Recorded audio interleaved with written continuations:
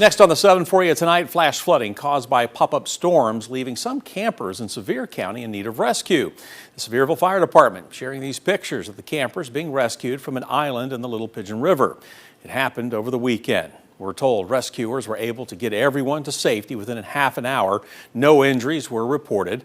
The Sevierville Fire Department says its firefighters are trained and equipped for scenarios like this. Now, the fire department also reminds us to be aware of the weather when doing any outdoor activities, especially if it involves being on or near the water. Next for you on our Big 7 list, we're taking a closer look at the underground incident that killed a mine worker in Jefferson County over the weekend. As we reported, Jefferson County Sheriff's Office told us one worker at the NearStar East Tennessee Young Mine was unaccounted for after an incident early Saturday morning. The rest of the mine was evacuated, and NearStar later announced that one worker had been killed. Now, according to a report from the Mine Safety and Health Administration, the incident was classified as a, quote, fall of roof or back. Retired coal miner Lonnie Dyson says this is one of the biggest dangers when working in a mine. A friend of mine was killed with a piece of rock that I could pick up and carry around, and it didn't fall directly on him. It fell on the canopy of the roof bolter. The identity of the miner killed has not been released. The Mine Safety and Health Administration is investigating, and a spokesperson for NearStar says the company is cooperating. Next for you on the 7 tonight, the new board of directors for the Richard L. Bean Juvenile Detention Center will get a walkthrough of the facility later this week. The board, made up of county commissioners, will get to see facility operations firsthand on Thursday after it spent weeks in the headlines. We have been telling you how 2 employees were fired in apparent retaliation by longtime Superintendent Richard L. Bean. This prompted him to announce his retirement with the facility's new interim leader, Brian Bivens, slated to take over next month. Members of the community will not be allowed to join the new board as it gets to tour the facility. However, you will be able to attend a meeting that follows. It's happening Thursday at noon in the Juvenile courtroom on Division Street. Now, the deadline to sign up if you'd like to speak is Wednesday at 4 o'clock. Next for you tonight, Knox County court records show an FBI agent is charged with driving under the influence and resisting arrest. An officer responded to Trout Road around 11:30 last night. That's in the Mascot community. Court records say the officer found a man named Mark Stevenson who smelled of alcohol. Now, we understand the officer tried to read Stevenson his rights, but he became upset and said that he was a federal agent with the FBI. Records go on to note that Stevenson resisted being put in handcuffs for several minutes.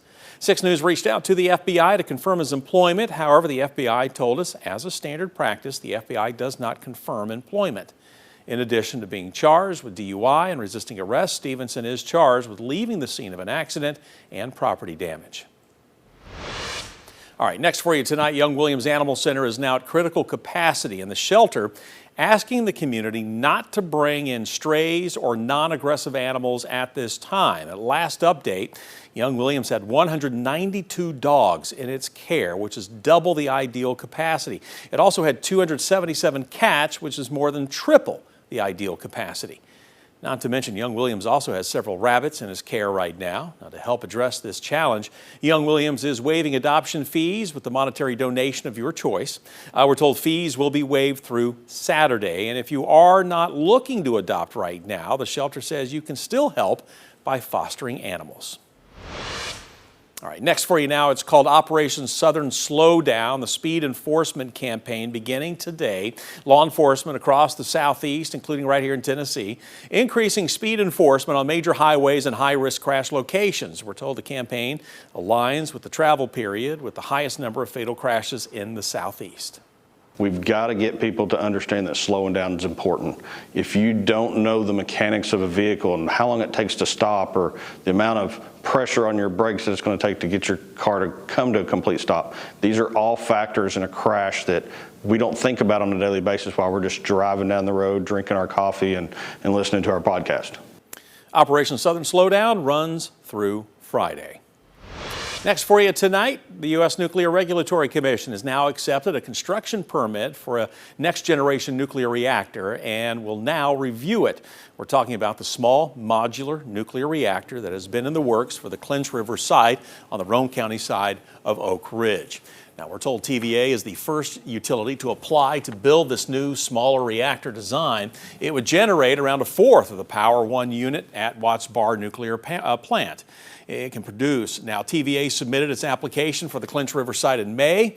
A release says site preparation work could begin as early as next year, while the Nuclear Regulatory Commission reviews the construction permit.